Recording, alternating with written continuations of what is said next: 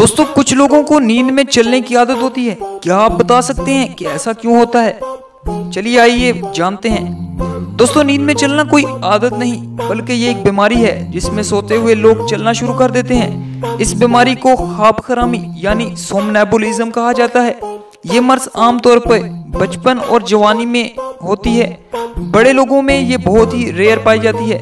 दोस्तों इस बीमारी में मुब्तला अफराद सोए हुए जो भी काम सरंजाम देते हैं अमूमन जागने के बाद वो उस काम से मुकम्मल लाइल्मी का इजहार करते हैं, क्योंकि हालत ख्वाब खरामी से बाहर आते ही वो इस दौरान किए गए तमाम कामों को काफी हद तक भूल चुके होते हैं। दोस्तों क्या आप इस फैक्ट के बारे में पहले जानते हैं?